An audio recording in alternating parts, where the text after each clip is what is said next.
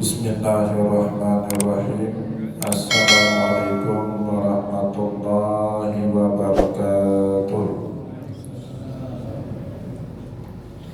Alhamdulillah, alhamdulillahilladzi ja'ala al-ilma taharatan lin-nufus wa nuran lil-basair wa hadiyan ilal jannah.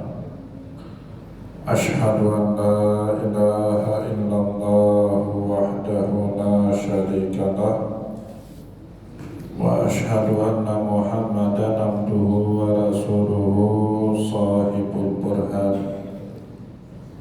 Allahumma salli wa sallim ala rasulikal karim Muhammad sallallahu alaihi wasallam wa ala alihi wa ashabihi wa man tabi'ahu bi ihsanin ila yaumiddin, thumma amma ba'du.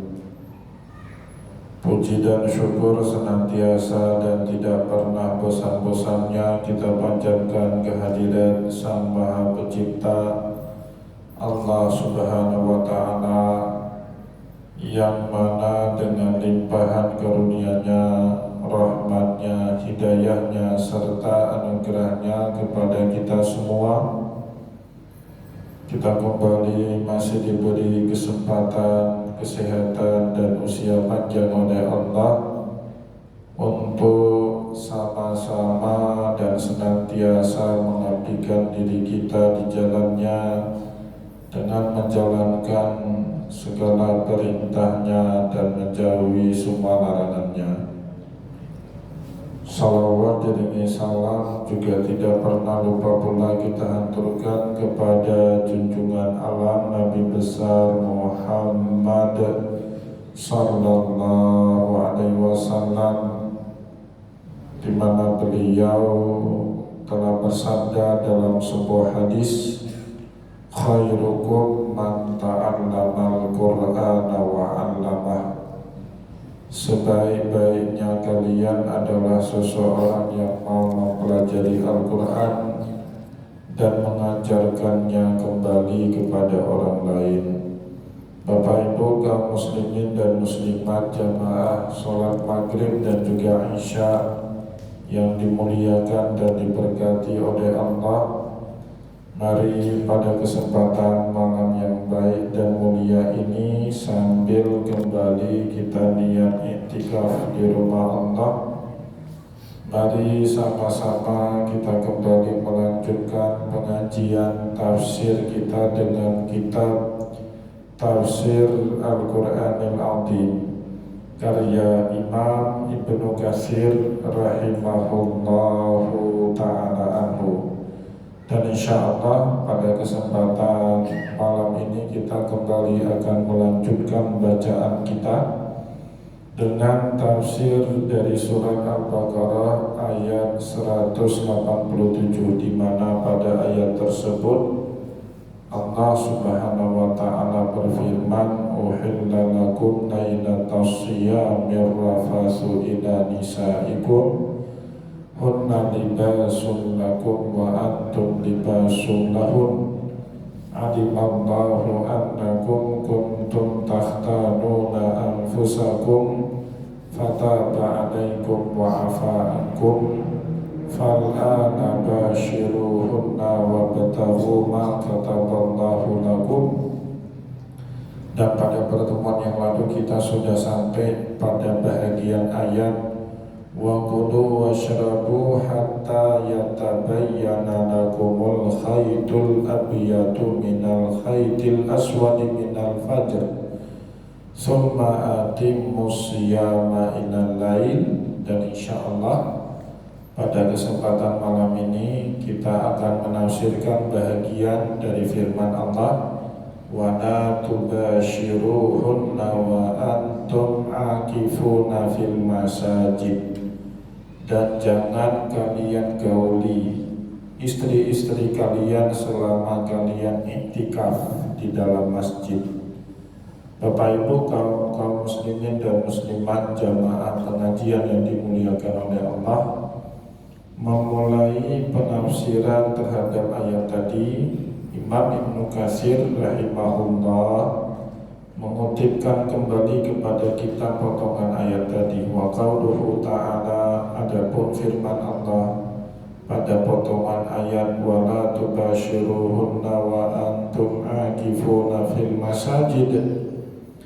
Qala Ali bin Abi Talha, beliau mengutip sebuah riwayat dari Imam Tabi'in Ali ibn Abi Talha ani Abbasin atau ani bin Abbasin radhiyallahu anhuma, dari sahabat Nabi Abdullah bin Abbas radhiyallahu anhuma, beliau berkata, hadza fir rajuli ya'taqifu fil masjid fi Ramadan au fi ghairi Ramadan.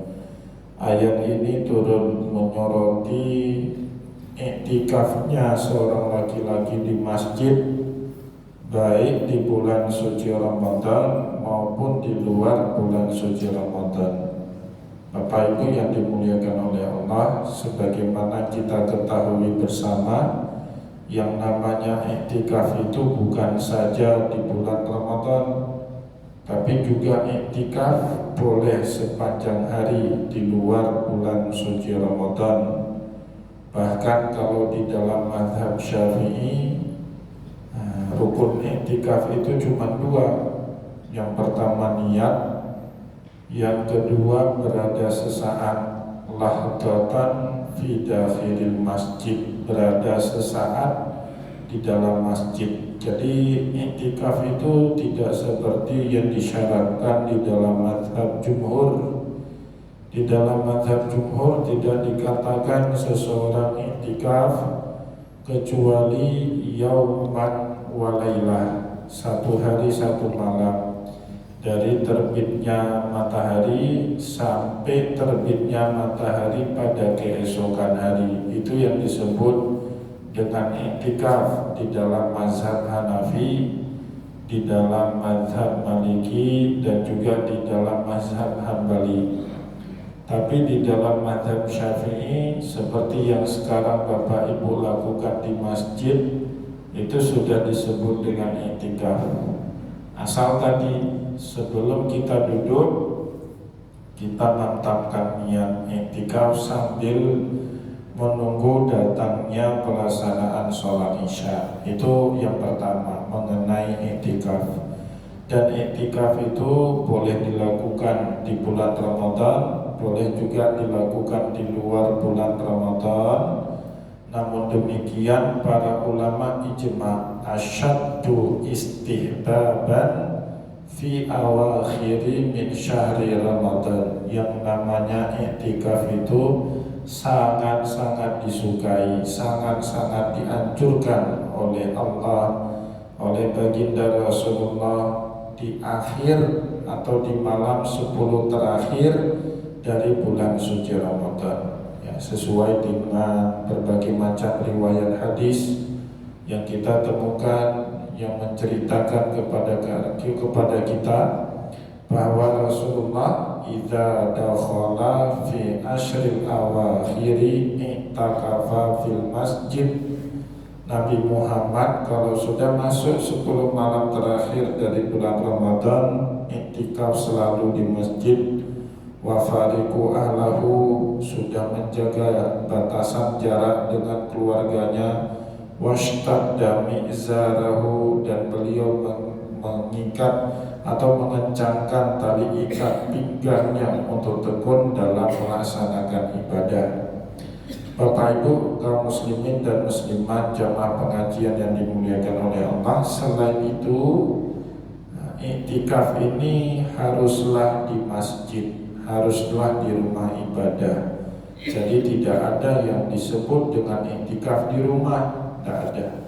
Atau iktikaf di kantor, ya, apalagi iktikaf di kedai kopi, itu bukan iktikaf namanya, meskipun di kedai kopi itu ada musala. Kenapa demikian? Karena para ulama Bapak Ibu ijma' yang namanya, bukan ijma' ya, itu ada khilafiyah, tetapi pemahaman Imam Syafi'i, iktikaf itu haruslah di tempat padanya dilaksanakan sholat jamaah 5 waktu. Jadi tidak sah kita iktikaf walaupun bahkan di masjid. Kalau di masjid itu tidak sholat 5 waktu, sholatnya cuma 3 waktu misalnya, itu tidak boleh kita iktikaf di situ. Seperti misalnya masjid-masjid di perkantoran. Di kantor-kantor kita sekarang ada masjid, ada musola, tetapi di masjid atau musola itu tidak rutin ada sholat 5 waktu. Paling sholatnya duhur, asar, kadang-kadang ada maghrib, duhur dan isya, apalagi subuhnya nggak ada. Maka Bapak Ibu yang dimuliakan oleh Allah, ini tidak boleh iktikaf di rumah ibadah seperti ini. Kenapa? Tadi Imam Syafi'i menyarankan bahwa yang namanya iktikaf haruslah di masjid yang padanya ada pelaksanaan sholat 5 waktu, tidak mesti Jumat. Nah, maka di Menasa kalau rutin ada pelaksanaan sholat 5 waktu, boleh dan sah kita iktikaf di tempat tersebut. Berbeda dengan Imam Syafi'i, ulama-ulama yang lain, Hanafi, Maliki, dan Hambali, menyarankan iktikaf itu hanya boleh di masjid jami. Masjid jami itu maknanya bukan masjid kota. Kita yang suka pakai istilah sendiri tidak menggunakan istilah syariah. Kalau di Aceh Bapak Ibu, masjid kotanya disebut jami, masjid provinsinya disebut masjid raya. Itu sebenarnya penyebutan tidak terlalu betul. Kalau kita merujuk kepada istilah fikih, masjid itu dibagi 2, jami wa ghairu jami'in. Masjid jami itu maknanya apa? Selain ada sholat 5 waktu di situ, juga dilaksanakan ibadah sholat Jumat. Setiap masjid yang ada pelaksanaan sholat Jumatnya disebut dengan masjid jami. Masjid Al-Badar ini karena ada sholat Jumatnya, kita sebut di dalam kitab fikih dengan nama Masjid Jami. Ada Menasa kita Bapak Ibu, dia sebenarnya masjid. Masjid itu kan isi makan, nama tempat dari kata sajadah, artinya tempat orang sujud. Menasa, musola itu masjid. Cuma bedanya dia tidak ada pelaksanaan sholat Jumat. Sah iktikaf menurut mazhab Syafi'i, tidak sah iktikaf menurut mazhab jumhur. Kenapa? Di dalam mazhab jumhur ulama disyaratkan tempat untuk kita iktikaf itu selain ada pelaksanaan sholat 5 waktu, juga harus ada pelaksanaan sholat Jumat berjamaah. Bapak Ibu kaum muslimin dan muslimat jamaah pengajian yang dimuliakan oleh Allah, itu beberapa hukum syariat ya yang berkaitan dengan ibadah iktikaf. Jadi iktikaf itu termasuk salah satu ibadah yang dianjurkan, dan dianjurkannya di masjid. Kenapa di masjid? Allah tadi berfirman di dalam surat Al-Baqarah ayat 187, wala tubashiruhunna wa antum akifuna fil masajid, dan kalian iktikafnya di dalam masjid-masjid Allah. Faharramallahu alaihi ayyankihan nisa lailan wa naharan. Maka pada saat seseorang iktikaf, apalagi kalau Asyurul Awakhir di bulan Ramadan, maka Bapak Ibu kaum muslimin dan muslimat haram bagi dia untuk menikahi atau bahkan juga menyetubuhi istri-istrinya pada saat dia sudah mantap niat untuk mengambil ibadah iktikaf. Nah, jadi syarat berikutnya sahnya kita iktikaf Bapak Ibu, menjaga jarak dari istri yang sebenarnya Allah halalkan kepada kita. Itu syarat sah iktikaf berikutnya. Tetapi ini tidak seperti yang dipahami oleh sebagian orang. Ada sebagian orang Bapak Ibu, entah dari mana dia punya dalil, memahami dari keterangan ini bahwa yang namanya nikah itu tidak boleh di masjid, itu keliru. Karena mengenai pernikahan, pelaksanaan nikah ataupun akad nikah di masjid itu ada dalil lain, di mana Rasulullah SAW secara tegas mengizinkan bahkan menganjurkan umat Islam melakukan akad nikahnya di masjid. Kata Nabi di dalam hadis Tirmizi, "A'linun nikah." Yang pertama, nikah itu diiklankan, disiarkan, diberitahu kepada orang. Itu prinsip utama nikah, ya. Jadi maka saya kalau ada orang nikahnya sembunyi-sembunyi, pasti ada masalah, Bapak Ibu, ya. Boleh jadi udah berhubungan dulu baru nikah, kemudian boleh jadi selingkuhan, atau boleh jadi punya skandal macam lah. Karena prinsip nikah itu tidak boleh sembunyi-sembunyi, dia harus diterangkan, disampaikan, sehingga orang nggak salah paham. Kalau besok kita bonceng anak perempuan orang nggak salah paham lagi dengan kita, karena dia sudah diketahui oleh masyarakat sebagai istri yang sah dari hasil nikah yang benar di dalam syariat. Nah, jadi kata Nabi di dalam hadis tadi, "A'linun nikah," iklankanlah nikah. Yang pertama, "Waj'aluhu fil masajid," kalau perlu akadlah nikah di dalam masjid. Itu hadis tegas sekali dari Nabi yang mengizinkan, bahkan meminta kita umat untuk melakukan akad nikah itu baiknya di masjid. Watribu alaihi bidufuf, kalau perlu pukul rebana, disuruh itu Bapak Ibu, ya. Ada pergelaran seni. Kalau kita orang Aceh mungkin pakai rapai, ada tari sedatinya, ada tari likok pulonya, disuruh itu. Maka satu hari ada acara anak kenalan kita, kebetulan nikahnya dengan orang Batak.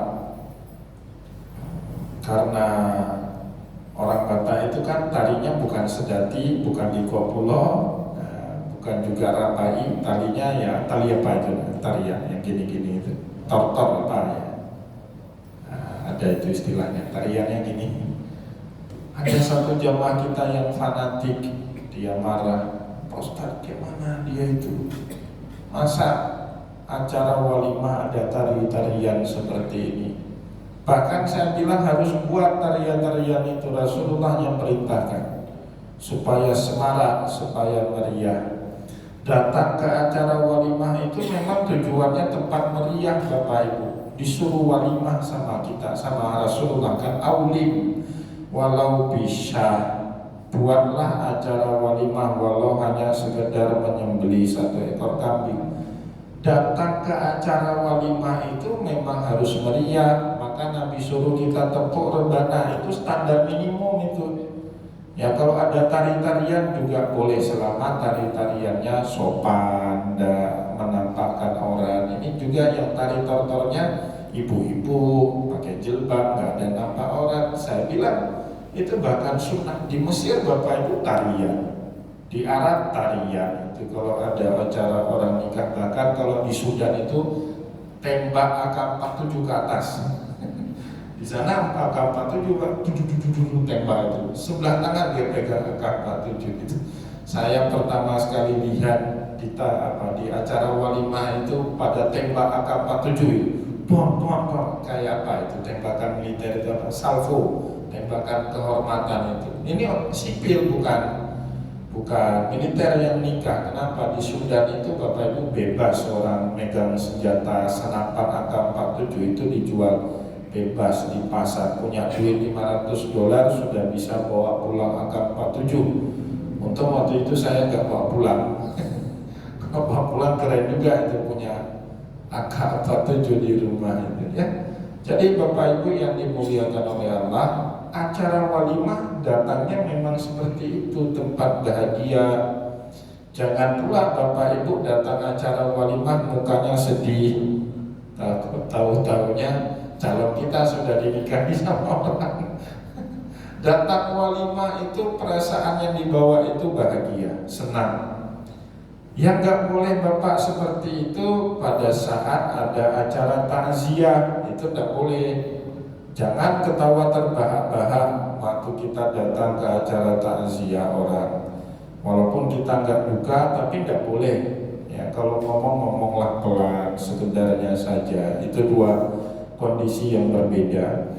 Nah, maka Bapak Ibu kaum muslimin dan muslimat jamaah pengajian yang dimuliakan oleh Allah, ini persis hukumnya sama seperti saat seseorang sedang mengerjakan ibadah haji dan umrah. Saat kita sedang melaksanakan ibadah haji dan umrah, itu tidak boleh, jangankan jima, akad nikah pun tidak boleh Bapak Ibu. Setelah itu baru boleh. Ya, sama juga saat kita sedang iktikaf di masjid, kita juga tidak boleh melakukan akad nikah dan melakukan hubungan badan suami istri hatta yang dia iktikafahu, sehingga kita selesai dari masa iktikafnya kita. Nah, jadi sekali waktu Bapak Ibu cobalah iktikaf penuh waktu, terutama di 10 hari terakhir di bulan Ramadan. Itu Bapak Ibu setelah kita iktikaf itu ada semacam perasaan bahagia yang gak bisa diceritakan sama orang lain. Bapak Ibu jangan keluar masjid. Ya, kalau Bapak Ibu lakukan itu rutin 10 hari 10 malam, dimulai dari malam ke-21 kita keluar dari masjid kapan? Setelah kita menunaikan sholat Idul Fitri. Itu ada semacam luapan perasaan gembira yang bahkan itu udah tahu kita mau ceritakan sama orang bagaimana. Begitu senangnya, begitu gembiranya kita kalau kita bisa melakukan istiqomah iktikaf 10 hari 10 malam di akhir bulan Ramadan tanpa sekalipun keluar dari masjid. Nah, tapi yang masih punya kerjaan jangan. Ini khusus ibadah orang pensiunan atau ibadahnya orang yang gak punya kerjaan atau kurang kerjaan. Kami dulu kebetulan waktu di Mesir Bapak Ibu kurang kerjaan, gak ada kerja dan kuliah. Biasanya di bulan Ramadan juga diliburkan. Ya, sering 5 tahun saya di Mesir, alhamdulillah 5 tahunnya itu sempat iktikaf, tidak kemana-mana karena memang pengangguran waktu itu kan gak ada kerja. Nah, tapi ada pengalaman spiritual yang gak bisa kita ceritakan sama orang. Kita keluarnya itu pada sholat Id, setelah sholat hari raya kita keluar itu ada perasaan yang sangat gembira yang gak bisa kita ungkapkan dengan kata-kata. Nah, kalau di Mesir itu kebetulan hari raya Idul Fitri itu tidak semeriah seperti hari raya Idul Adha. Ya, kalau di Mesir, di Arab pada umumnya Bapak Ibu hari raya Idul Fitri itu sehari besok sudah masuk kantor. Biasa, gak ada yang luar biasa. Yang betul-betul meriah dan semarak itu hari raya Idul Adha. Nah, maka di orang Arab menyebut hari raya Idul Adha itu dengan Idul Akbar, hari raya besar. Sedangkan hari raya Idul Fitri itu disebut dengan Idul Asghar, hari raya kecil. Dan memang Bapak Ibu, kalau kita buka balik kitab para ulama, perjalanan spiritual kita paling tinggi itu bukan puasa Ramadan. Itu kan rutin, tahunan itu. Tahunan, tiap tahun kita itu lagi, tiap tahun itu. Puasa tahun kemarin sama seperti puasa tahun ini, sama-sama wajib. Kalau kita dikasih usia panjang 2027 nanti, puasa Ramadan lagi juga masih wajib. Zakat fitrah yang kita tunaikan kemarin 2026 sama seperti zakat fitrah 2025, sama-sama wajib. Sholat maghrib tadi sama seperti sholat maghrib kemarin, sama-sama wajib. Tapi haji beda Bapak Ibu. Nah, Haji pertama itu wajib, haji kedua sunnah, ketiga sunnah, keempat sunnah, kelima nggak bisa menggantikan haji yang pertama. Haji yang pertama itu yang disebut dengan haji Islam, haji yang menggugurkan rukun Islam kita. Maka saya sering bilang kalau ada pelepasan jamaah haji, yang haji pertama itu udah boleh main-main. Kalau perlu ambil cuti sebulan sebelum haji, ikut manasik yang betul. Haji kedua, haji ketiga itu udah beda statusnya dengan haji yang pertama.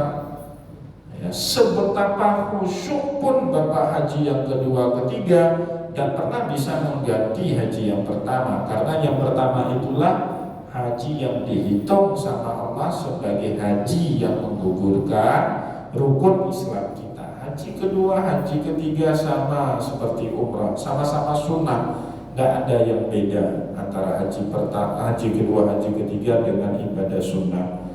Bapak Ibu kaum muslimin dan muslimat, jamaah pengajian yang dimuliakan oleh Allah. Waqala ad-Dhahhak, Imam ad-Dhahhak salah seorang ulama tabi'in, sebagaimana dinukil oleh Imam Ibnu Katsir juga berkata, kana rajulu idza i'takafa fa kharaja minal masjid jami'un insya'a fa qala Allah ta'ala wa la tubashiruhunna wa antum aqifuna fil masajid. Dulu di zaman-zaman awal disyariatkannya puasa Ramadan, ada sebagian sahabat Nabi iktikafnya itu keluar masuk masjid, iktikaf sebentar, malam pulang lagi ke rumah, nanti pagi balik lagi ke masjid, ya seperti itu. Jami'un insya'a, bahkan tak jarang waktu dia kembali ke rumahnya dia menyetubuhi istrinya. Faqala Allah Ta'ala, sebab praktek seperti itulah kemudian Allah berfirman, wala tubashiruhunna wa antum fil masajid, jangan kalian menyetubuhi istri kalian selama kalian sedang iktikaf di masjid. Dulu Bapak Ibu di dalam syar'un man qablana, syariat umat-umat terdahulu sebelum kita, itu ada satu ibadah namanya hasur. Maka Allah menceritakan kepada kita tentang Nabi Yahya. Nabi Yahya itu dinazarkan, bukan Nabi Yahya ya, Maryam dinazar sama bapaknya. Jadi bapaknya Maryam itu kan Imran. Imran dan istrinya Imran itu namanya Hannah, sempat bernazar, inni nazartu laka ma fi batni muharraran fataqabbal minni. Bukan hasur ya, muharrar. Muharrar itu apa Bapak Ibu? Muharrar itu orang yang lahir sampai dia mati itu enggak lagi disuruh mikir dunia. Kerjanya itu di masjid aja, ibadah terus. Dan dulu di dalam syariat Bani Israel yang boleh jadi muharrar harus anak laki-laki, karena sinagog itu nggak boleh masuk perempuan dulu. Allah Subhanahu wa Ta'ala punya niat mengubah syariatnya Bani Israel ini. Allah Subhanahu wa Ta'ala kepingin perempuan juga bisa masuk ke sinagog. Gimana caranya? Falamma wada'atha qalat rabbi inni wada'tuha unsa. Saat Hannah melahirkan, ternyata bayi yang dia lahirkan itu perempuan. Gimana ini caranya nempati nazar? Padahal dalam aturan syariat Bani Israel perempuan nggak boleh masuk, jangankan iktikaf di masjid, masuk pun nggak boleh. Walaisa dzakaru kal unsa, ya Allah, perempuan nggak sama dengan laki-laki. Gimana ini caranya? Fataqabbalaha rabbuha biqabulin hasanin. Allah Subhanahu wa Ta'ala tetap meminta Hannah untuk menepati nazarnya. Bawa Maryam itu ke sinagog, iktikaf dia di situ. Ya, maka waqafalah Zakaria. Semenjak itulah kan Maryam ini Bapak Ibu saat dia lahir, bapaknya Imran sudah wafat, dia lahir dalam keadaan yatim.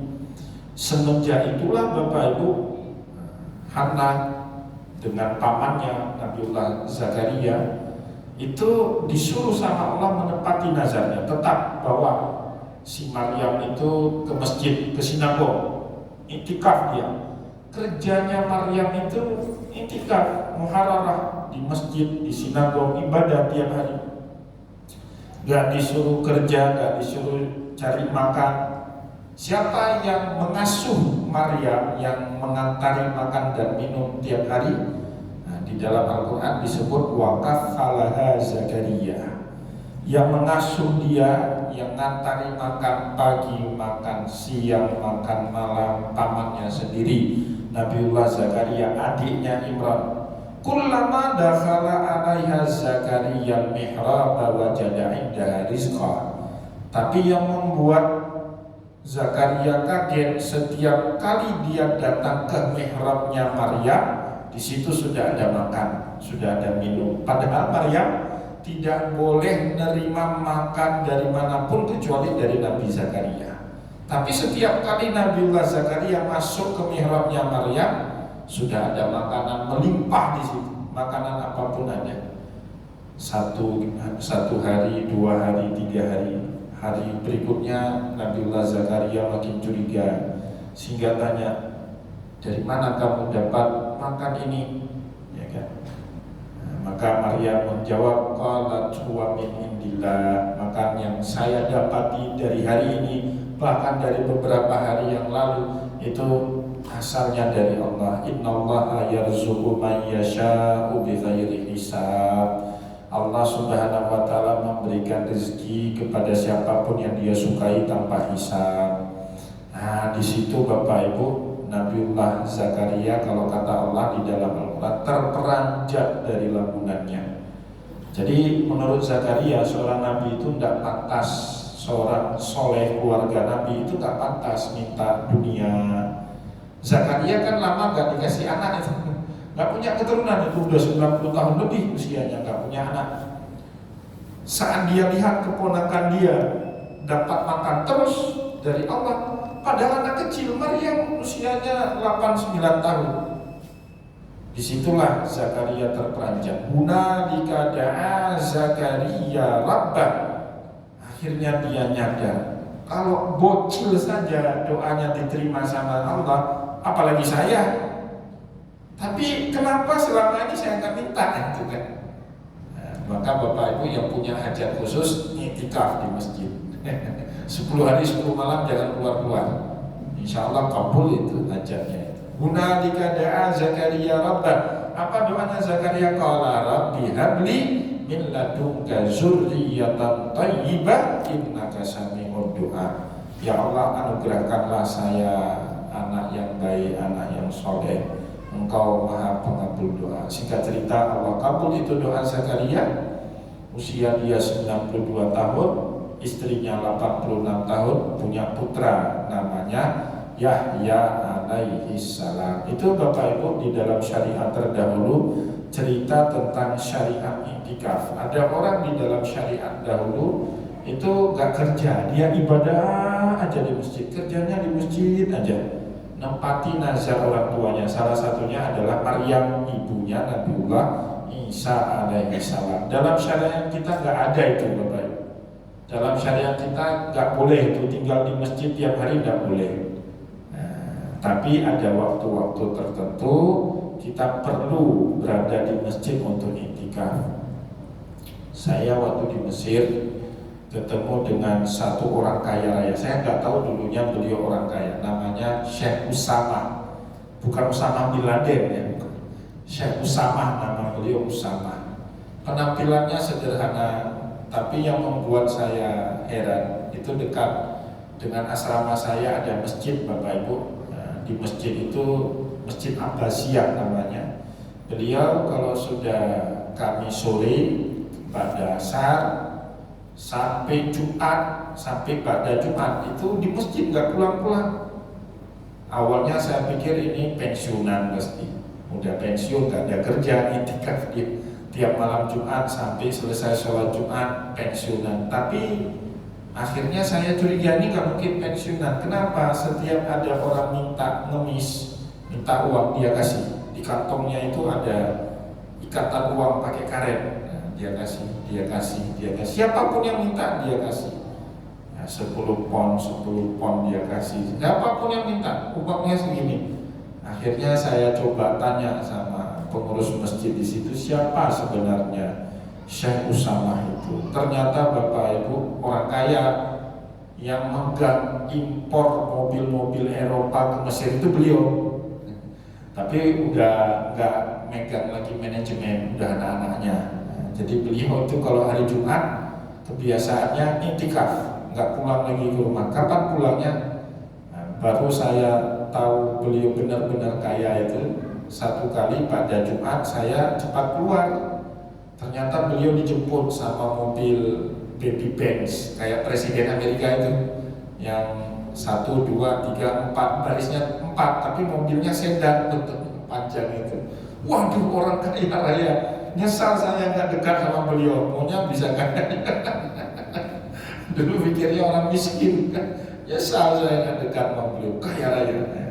Tiap hari kerjanya di masjid iktikaf, ya, iktikaf di masjidnya. Itu salah satu amalan yang bisa kita amalkan, terutama bagi kita yang nggak lagi punya tanggung jawab, ya, tanggung jawab di pemerintahan, tanggung jawab di pekerjaan, ya, tanggung jawab sama keluarga. Bapak Ibu bisa beribadah, memilih untuk beramal seperti yang dilakukan oleh para salafus saleh terdahulu. Bapak Ibu kaum muslimin dan muslimat jamaah pengajian yang dimuliakan oleh Allah, kita padakan bacaan kita pada kesempatan malam ini. Semoga apa yang telah kita sampaikan tadi bermanfaat kepada kita semua. Syukur-syukur bisa kita amalkan. Saya juga mohon maaf jika ada yang tidak berkenan. Wallahu muwaffiq ila aqwamit thariq wa nasrun minallah wa karim. Wassalamualaikum warahmatullahi